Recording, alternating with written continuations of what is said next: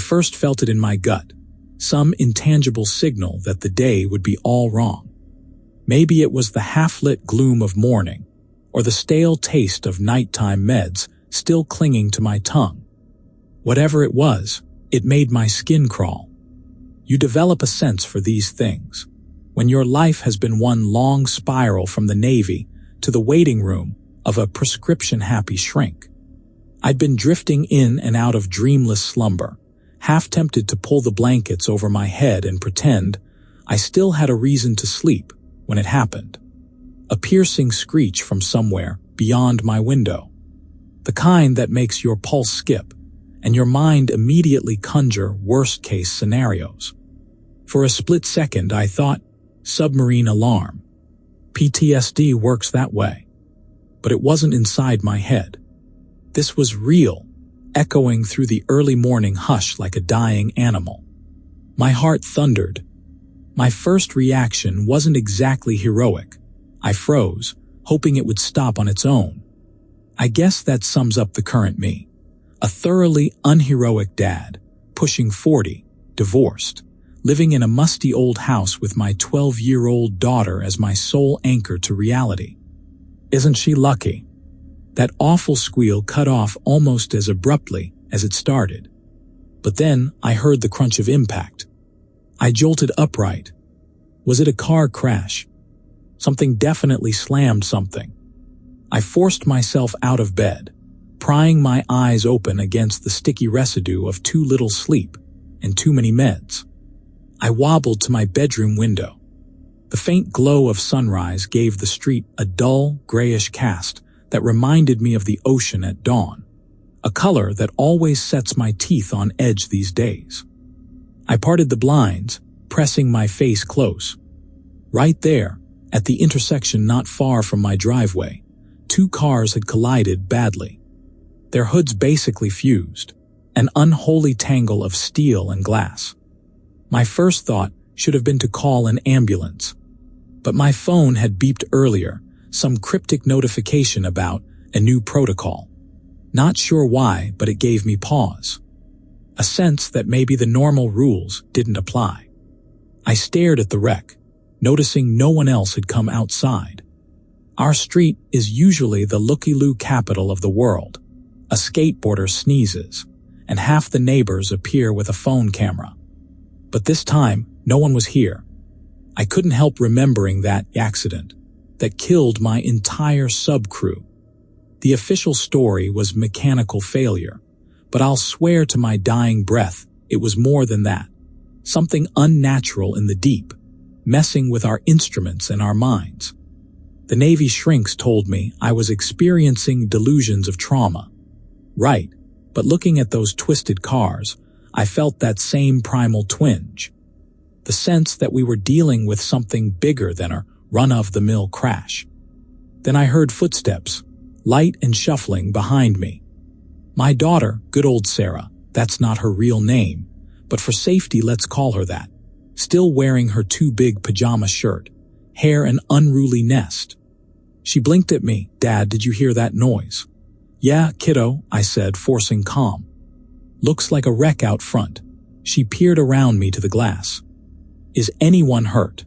That's exactly what I should have been concerned about. But my gut refused to let me play the hero. Something about that collision reeked of wrong. So I said only, stay inside, I'll check. She frowned, we should call. Phones might not work, I cut her off. I'll see what I can do. I left her behind in the living room, where we normally sip morning coffee and bicker about cereal choices. As I passed the hallway mirror, I saw my reflection, pale, lines etched around my eyes, hair going gray. 40 going on 60, courtesy of nightmares and guilt. Outside, the air was too still, as though the world held its breath. The rising sun tinted the sky an anemic yellow. My bare arms prickled with goosebumps that had little to do with the temperature. Maybe my mind playing tricks again. I walked toward the wreck, my boots crunching on broken glass that glinted like scattered diamonds on the asphalt. The two vehicles were practically welded together from the force of impact. One was a sedan, the other an SUV. I glimpsed a silhouette pinned over the sedan's steering wheel, not moving. The driver's door was open, no sign of the occupant. And with no onlookers, no paramedics, and no sirens, the hush was unnerving. But in my peripheral vision, I caught movement across the street. An older neighbor, half collapsed near the curb, trapped by what looked like twisted metal debris flung from the crash. Even from here, I could see lumps of raw flesh creeping up his side. He raised a trembling arm, eyes wide with terror, his mouth gaping in a silent plea for help. Then he moaned, this awful, gargled sound, and I realized he was begging for me to do something. I tried to take a step toward him, but my feet stayed rooted. It was like my entire body refused to get closer. I watched in helpless horror as the lumps spread along his torso, contorting his limbs at unnatural angles. His pleas rose to a wet, choking scream, and in a single, grisly moment, his chest caved in with a moist crunch. The lumps consumed him from the inside out, swallowing his last words in a burbling pool of gore. Just like that, he was gone. I edged closer, my heart hammering in my chest. I should do something, then I realized. The occupant in the sedan wasn't breathing. And behind them, or within them, lumps of raw tissue bulged in the backseat, like a mass of melted body parts. My brain short-circuited at the sight, refusing to label it. I swallowed, stumbling back. The lumps pulsated once as if alive, then stilled. My breath came in short gasps. This was not a normal crash victim. I scanned the street for neighbors, anyone. A ragged moan snapped my attention to the driver pinned to the wheel. Their skin was waxy gray. Then I realized the lumps in the backseat were somehow connected or sprouting from them. My mind screamed for me to run. My paternal instincts screamed, shield Sarah from seeing this. So that's exactly what I did. I backed away, half tripping over debris, ignoring the stench that made my nostrils flare. I hurried to my door, heart in my throat. Inside, I found Sarah hugging herself in the living room. She gave me that wide-eyed look. "Dad, are they okay?" "No, they're not." But I couldn't tell her about the lumps. Something's off. The lines to emergency might be jammed. "We should keep the door locked." Her face fell. "But shouldn't we?" I couldn't let her see it. "It's not safe. We'll keep checking the news." Her lips trembled. "She's only 12, for God's sake." She's already seen me melt down from nightmares of phantom shapes in submarine corridors. Now we might be living a new one. By mid-morning, no ambulance had come. I braved another peek out the window. The lumps had vanished. Just like that. The door to the sedan hung open. The pinned driver was missing. Only a smeared, blackish residue stained the seats. My phone buzzed again. Emergency alert, follow the rules. Await official guidelines. I stared at it, fists clenched. Which rules are they talking about? We spent the next few hours in uneasy silence. Sarah hopped from foot to foot, glancing at me for answers. I had none. So I did what I always do in a crisis. Bury myself in half-baked research. My battered laptop still had a glimmer of internet. That's how I found out the entire country was in chaos. People describing random new rules, each accompanied by horrifying consequences if broken. Don't step on cracks in your home's foundation. Do not let the tap water run for more than 6 seconds. Never leave your shoes facing north. It varied by region, apparently. Everyone was confused, terrified, describing lumps of flesh forming from those who disobeyed. One user posted a grisly video snippet, which I half-watched in nauseated horror, showing their neighbor spontaneously twisting into a fused mass of bone and muscle. And what was the cause? They'd whistled indoors at night, or so the user claimed. I felt Sarah's presence behind me again, reading over my shoulder. She let out a strangled noise. This can't be real, Dad. My chest tightened. I'm not sure what's real anymore. But we have to be careful. The day blurred, the two of us drifting from window to window. No official sirens, no news broadcasts except static-laced bulletins repeating, "Follow the rules at all costs." The tension in my chest grew. Late afternoon, a fresh directive popped up on my phone. New protocol. Do not open the door after 8 p.m. Do not look at your reflection in darkness. If you hear whistling, do not investigate. Await additional instructions. Sarah scrunched her face. Who's making these rules? Was it the government or something else? I don't know. But my memory of the submarine fiasco pricked at me. And Yaperture, some dimension that punishes those who deviate. I swallowed the bitter taste of dread. That night, we followed the instructions. We locked the door at exactly 7:59, feeling ridiculous. But the fear was real. We covered mirrors again, old sheets pinned up with duct tape. If you told me a year ago I'd be policing reflections in my own house, I'd have laughed. Now, it was life or death. We ate a meager dinner of canned beans. The fridge was still working, but I didn't trust anything might not spontaneously break a rule. Sarah asked if we should turn off the lights. Would that break a rule? I had no clue, so we left a single lamp in the hallway. The rest we switched off, hoping it was safer. Around 9 p.m., as we huddled in the living room, we heard a faint tapping on the window. My daughter stiffened. I gently placed a hand on her shoulder, guiding her away. The phone had said not to open after 8, so we sure as hell weren't answering. Tap, tap, tap, then quiet. The hush of a dead street. I recalled my submarine's final hours. The hull creaking, the crew hearing something tapping from outside. I know it seems ridiculous. We were under the ocean, but that's what it sounded like. Tapping, then the meltdown. My entire team died except me. Now the tapping was here, behind the glass of my living room. My gut churned. Eventually, it stopped. But a half hour later, we heard it again, closer, more insistent. Sarah pressed herself against me, face pale. Dad, that's not the wind. I forced a smile that probably looked sickly. We don't break any rule, she nodded, trembling. We endured a night of random knocks, each one sending a jolt of fear through me. But we followed the rules, ignoring them. By dawn, we were exhausted but still ourselves.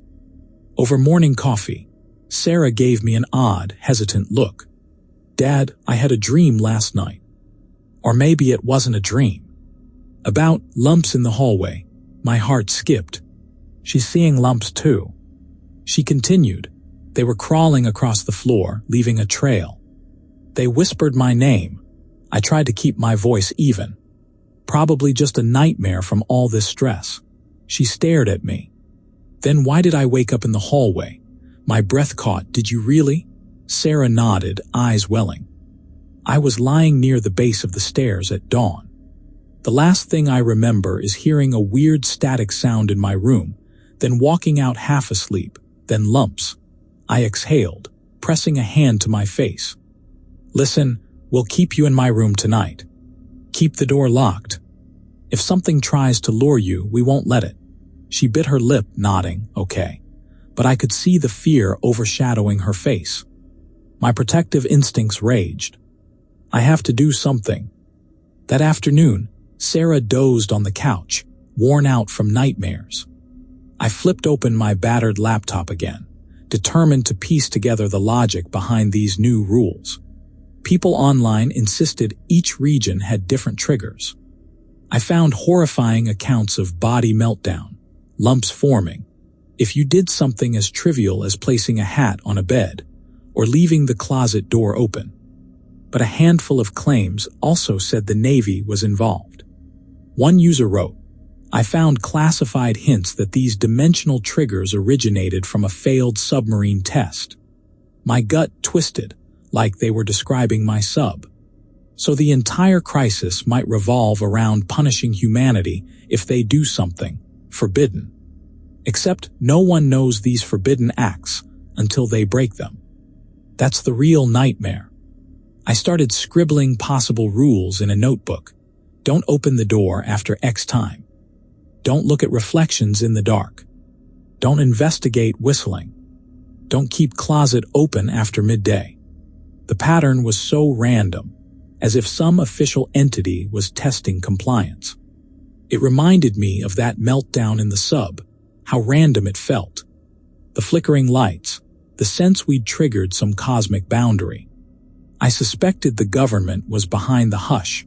Maybe they realized the meltdown is unstoppable, so they try to mitigate it with bulletins.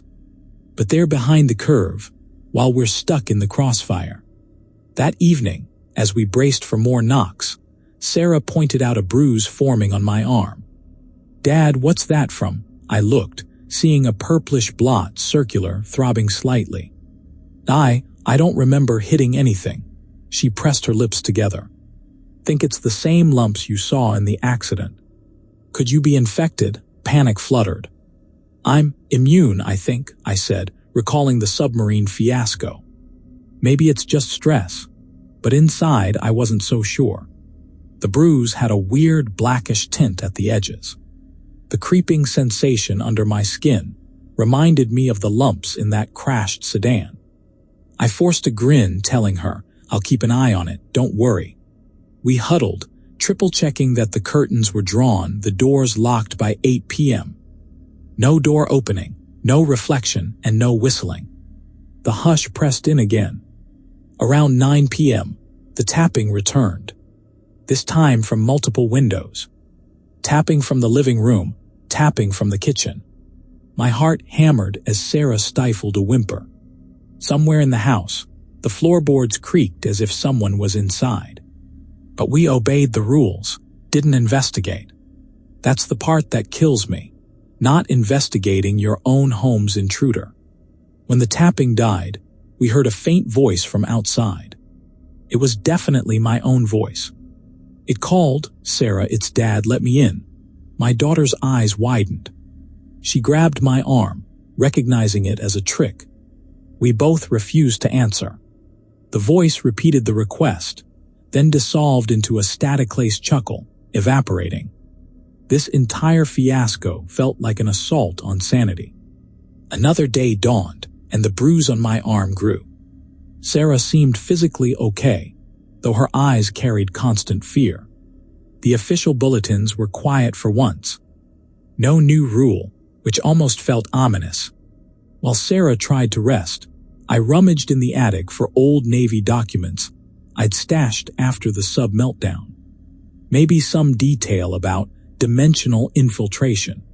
Sure enough, I found a dusty trunk with diaries, bits of classified references I wasn't supposed to keep.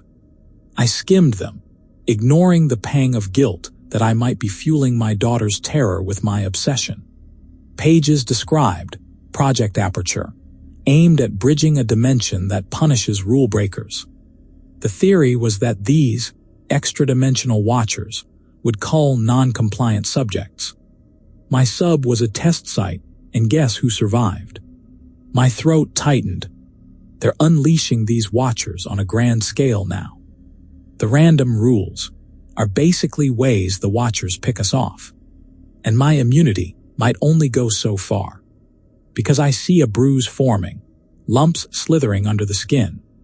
But I had no plan, just a swirling sense of dread. That afternoon, a new rule came in. Emergency alert. Do not speak any word longer than 7 letters between 3 and 4 p.m. I read it dumbfounded. Are we expected to measure word lengths? But we complied, speaking in short sentences or not at all. It was insane, humiliating, terrifying. At 3:43 p.m., Sarah accidentally said tomorrow, an 8-letter word. She froze, realizing she'd slipped. My heart plummeted. We braced for lumps or meltdown. But nothing happened. We shared a shaky laugh of relief. Maybe some rules were fakes. Or the watchers didn't hear, that one.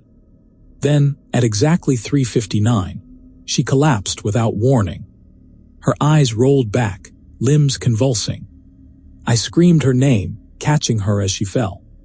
There were no lumps, no meltdown, just a violent seizure. It lasted maybe 10 seconds. Then she lay still, semi-conscious. I cradled her, tears streaming. "Sarah, please talk to me." She mumbled nonsense, drifting into a strange coma-like state. My mind reeled. Did she partially break a rule? The watchers punishing her in some half measure? I carried her to the couch, panic rising. The bruise on my arm throbbed. Was I next in line? Sarah came to an hour later, dazed.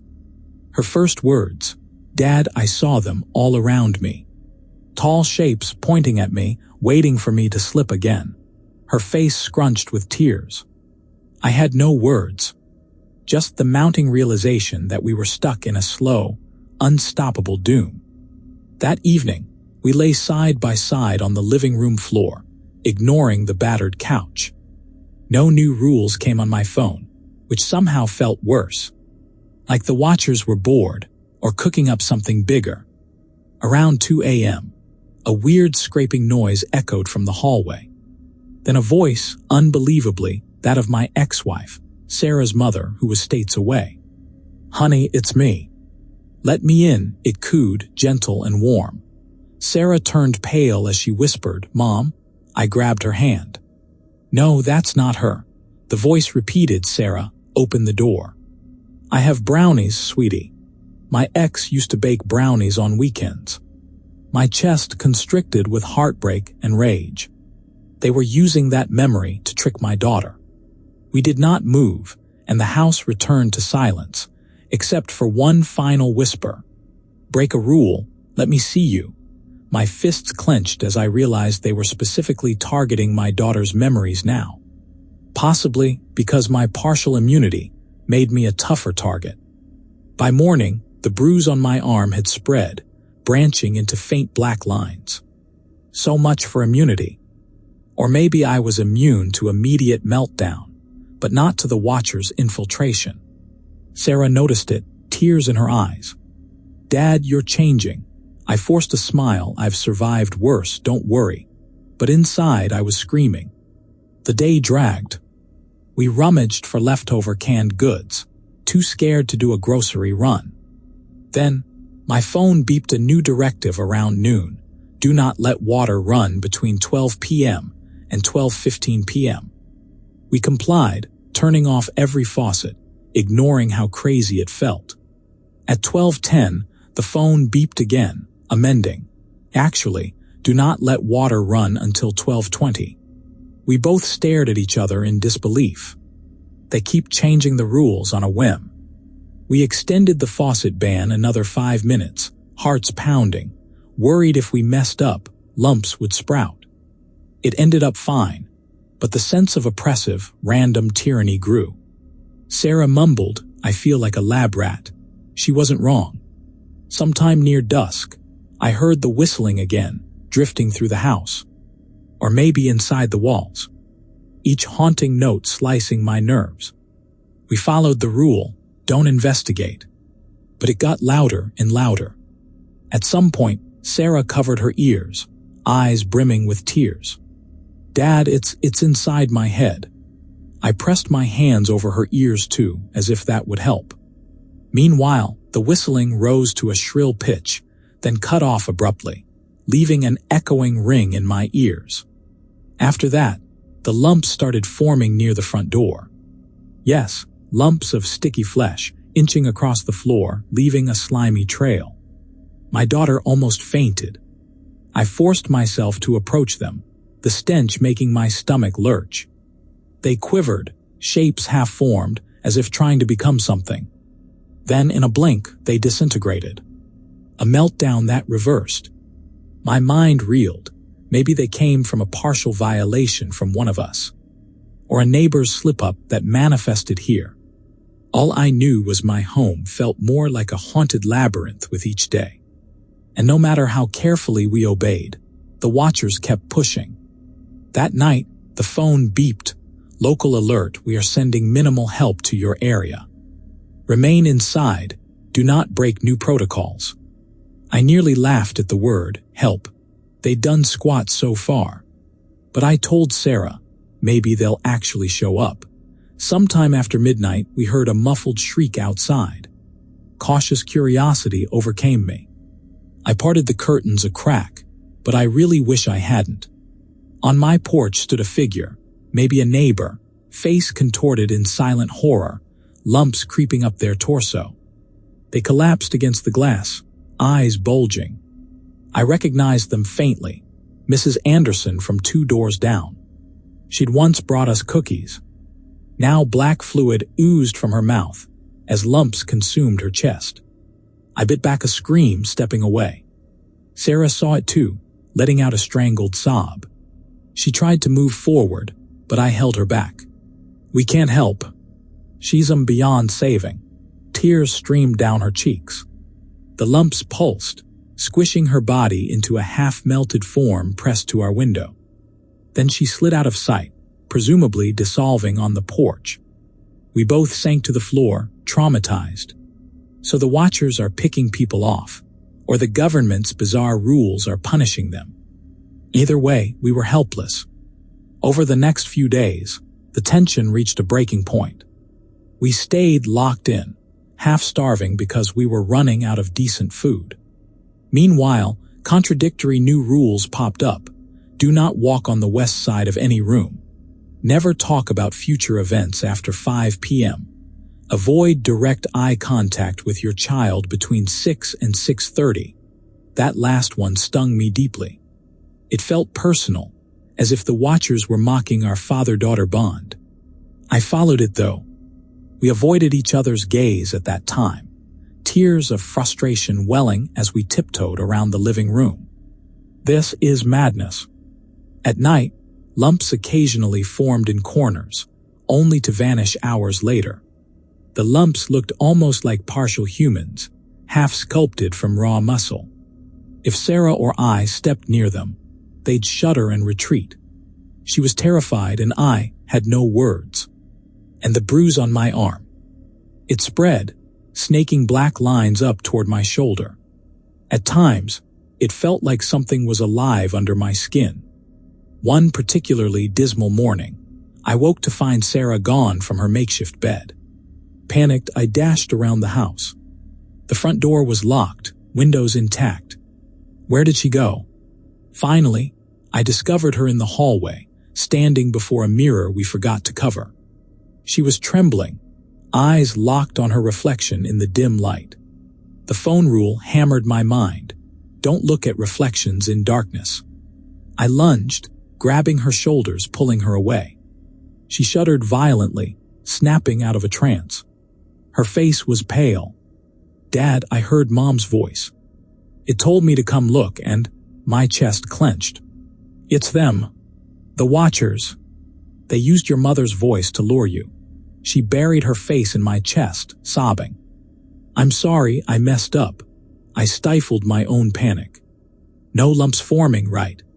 Don't worry, you're okay. She just cried softly, and I cradled her, cursing every entity involved in this fiasco. That afternoon, a fresh directive arrived.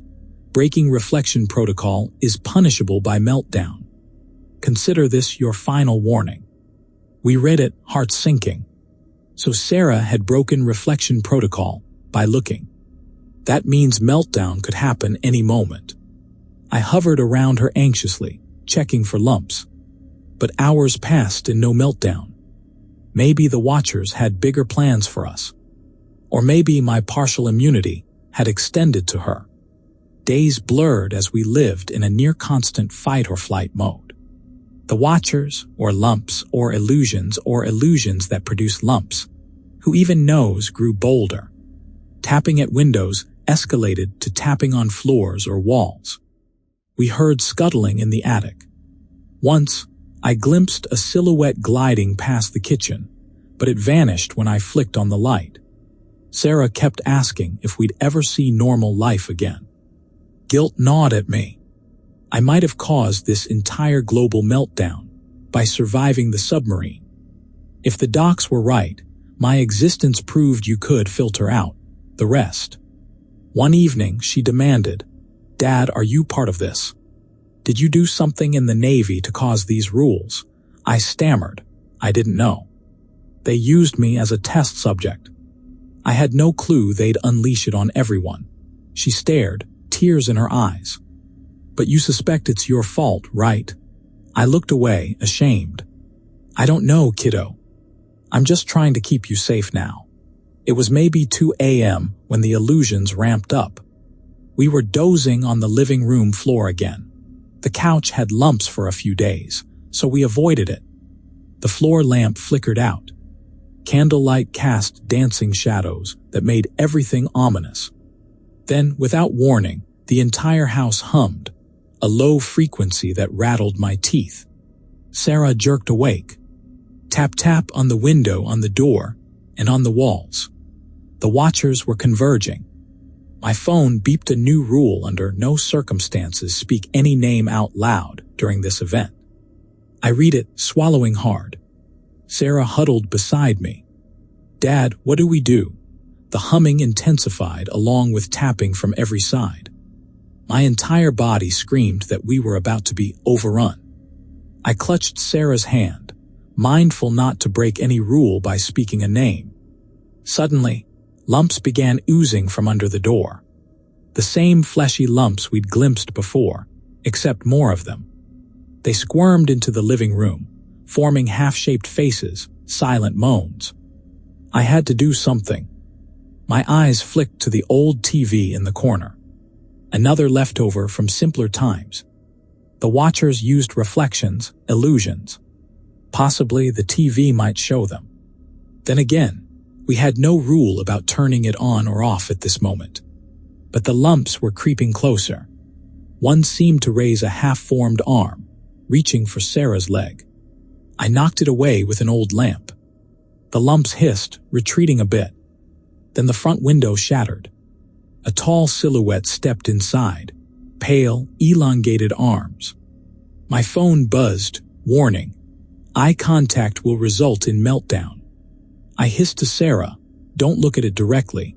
We both cast our eyes downward. The figure advanced with inhuman grace, footsteps slapping wetly against glass shards. The lumps parted like a red sea, letting it pass. That hum in the air grew. My bruise pulsed in agony. The figure was only feet away now, an abomination that smelled of damp rot. I forced myself not to glance at its face. Then it spoke in a distorted version of my own voice. "Submarine man, immunity subject. Are you proud?" I almost forgot the no-name rule, but I bit my tongue. Sarah trembled against me, her eyes squeezed shut. The figure repeated in a hiss, "You are the reason for this." Rage flared inside me, but I kept silent, refusing to meet its eyeless gaze. The lumps quivered around its feet. Seconds felt like hours.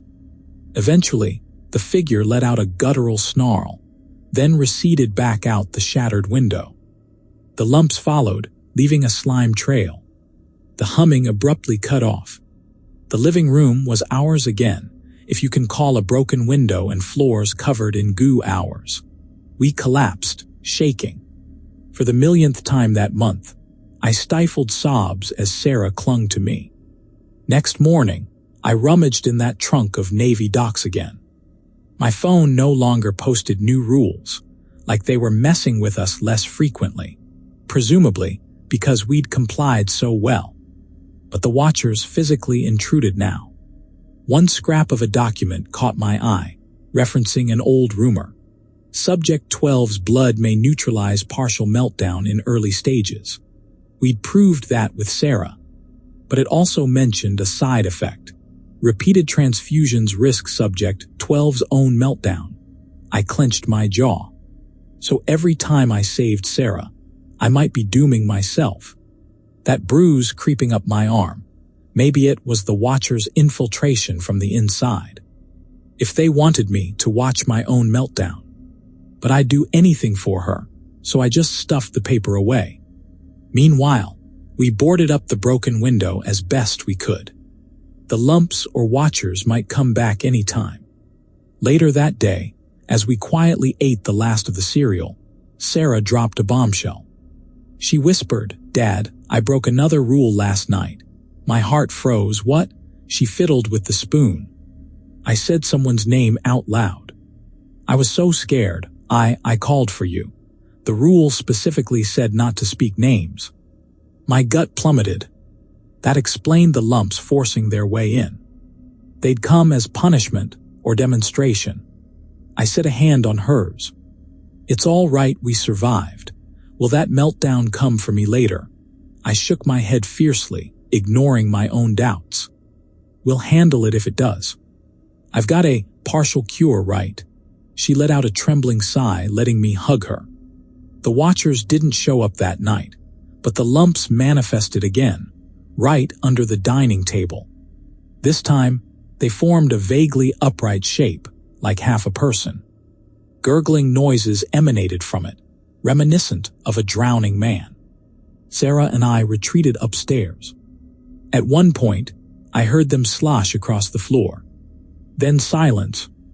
We waited until dawn to reemerge. The lumps had gone, leaving a sticky residue across the tiles. Days melted into a dreadful routine, checking if the phone posted new rules, trying to ration our food supply, keeping the curtains drawn to avoid lumps crawling in, listening for scuttles in the attic, praying we didn't slip on some random, don't speak X word rule. We took quick, quiet turns napping. The watchers circled, and my bruise advanced up to my collarbone, occasionally spiking with pain.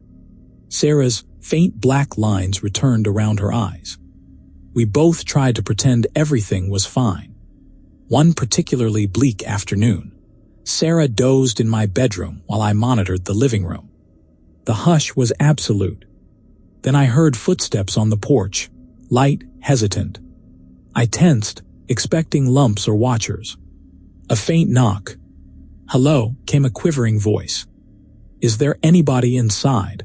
It sounded human. Possibly another neighbor.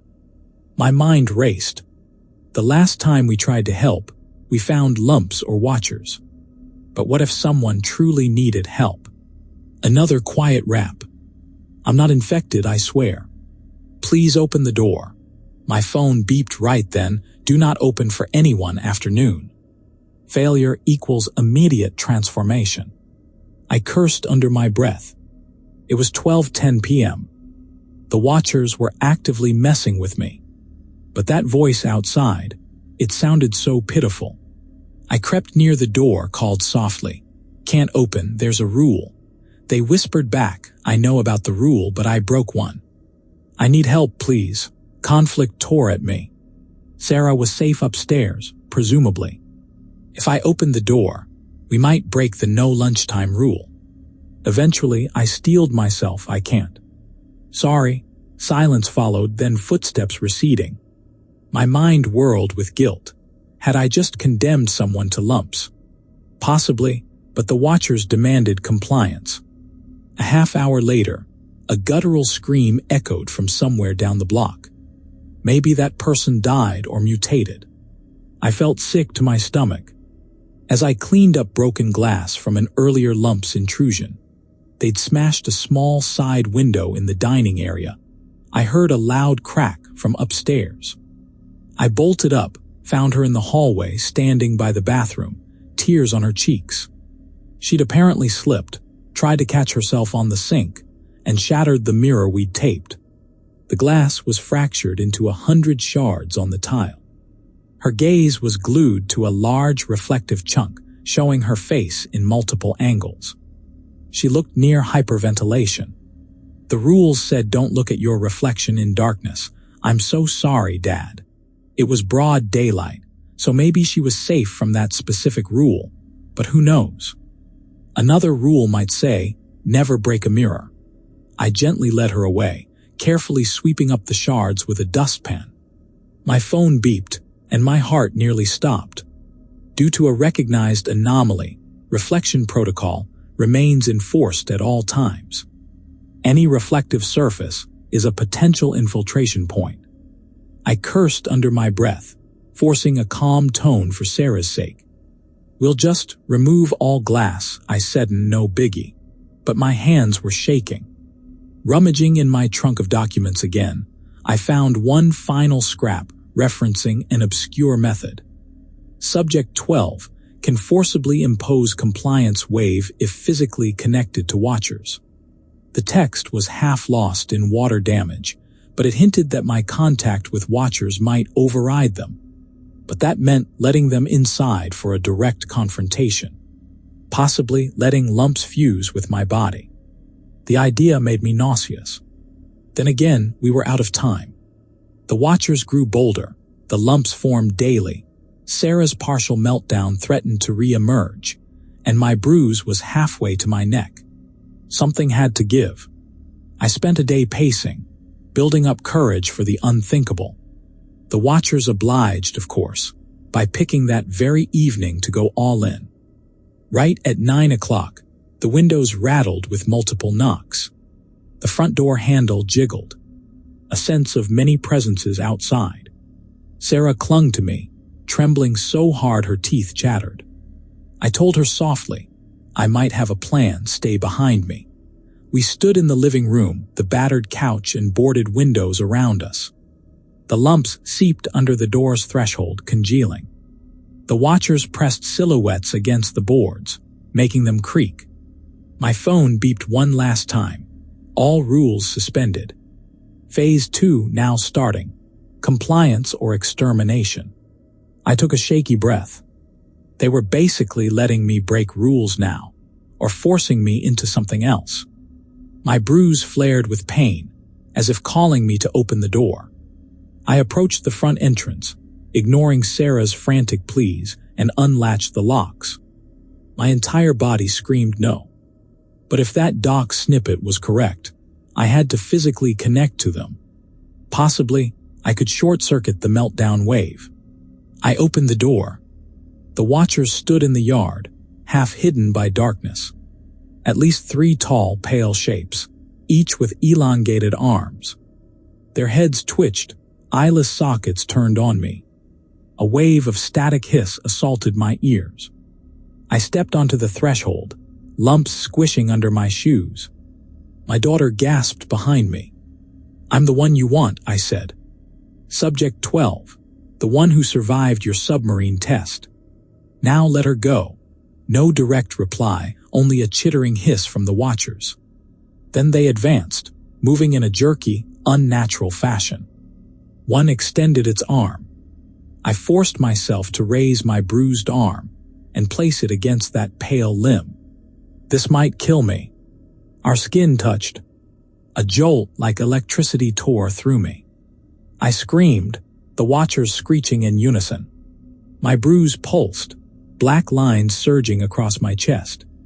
I can't, but I clung to that half-remembered note. Subject 12 can forcibly impose compliance waive. If I can focus on overshadowing them with my immunity. I tried to recall every horrifying memory from the submarine meltdown, how I fought the infiltration with raw will. My body shook as lumps threatened to form around my arm. The watchers hissed, lumps writhing around their shoulders. Sarah shrieked my name from behind me. I roared back in a final surge of defiance, channeling every ounce of rage, sorrow, guilt. I yelled, "Enough now."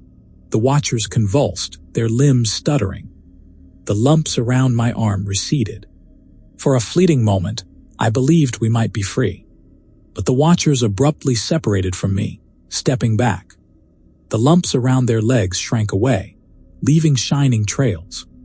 One pointed a bony finger at me, letting out a guttural hiss that might have been a laugh. Then they vanished into the darkness, fluidly, as if dissolving in air. The lumps receded from the doorstep, too. Sarah rushed forward, hugging me. "Dad, are you okay?" I collapsed to my knees, the adrenaline draining. My bruise seared with pain. She tried to help me up, tears streaming. I gasped, "I'm still me." We looked around. The watchers had retreated, leaving only an eerie hush. No meltdown for me or her. But that final look in their eyeless sockets, that hiss, it felt like a promise. We'll be back. We dragged ourselves inside, locked the door. My entire arm tingled, black lines crisscrossing up my neck. Sarah helped me to the couch. The lumps were gone, leaving only residue. Exhaustion overcame me, but I stayed awake enough to see dawn break. As pale light filled the sky, I realized the watchers had left, at least for now. At some point I dozed. In my half-dream, I saw the submarine again, the hull creaking, my squad's screams, lumps forming on them. The watchers peering in from the darkness. I awoke in a cold sweat, tears mixing with drool. I might be living on borrowed time. Days trickled past without a single new phone alert. No lumps at the windows, no watchers tapping, no new bizarre rules about stepping or speaking. For a moment, I dared to hope. Maybe I canceled the meltdown wave by physically confronting them. Sarah, always more realistic, said, "Dad, it feels like the quiet before a storm."